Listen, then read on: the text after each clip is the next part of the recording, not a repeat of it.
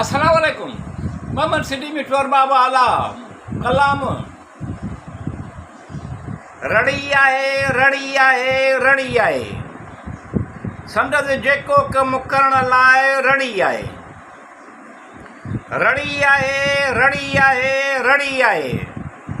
संदसि जेको कमु करण लाइ रड़ी आहे। खाधो पीतो गाहु पाणी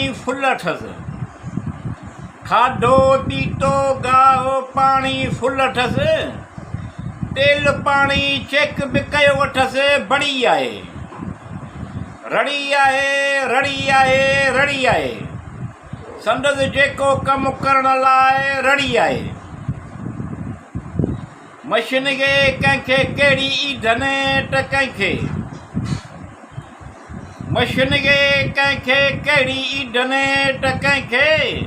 कहिड़ी ईंधन घुर्जे खड़ी आहे। रड़ी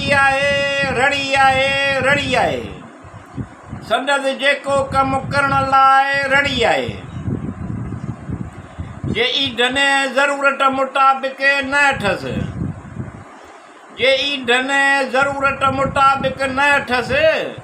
त कमु करण लाइ बि जे झुड़ी आहे। रड़ी आहे संदसि जेको कमु करण लाइ रड़ी आहे।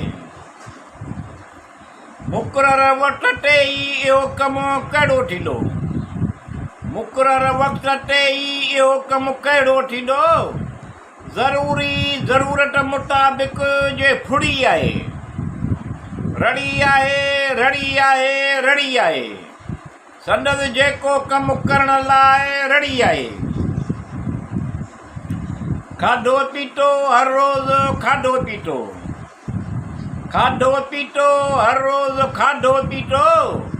अथसि आस उमेद त जुड़ी आहे।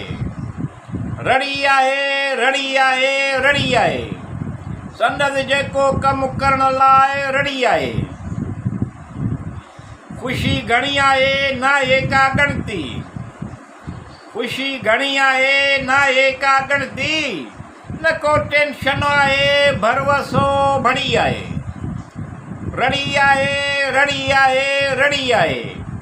संदसि जेको कमु करण लाइ रड़ी आहे। सेहतमंद तंदुरुस्त आहे सही।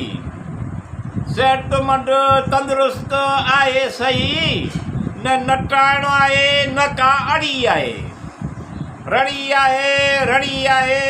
आहे संदसि जेको कमु करण लाइ रड़ी आहे। रड़ी उन कम जे थियण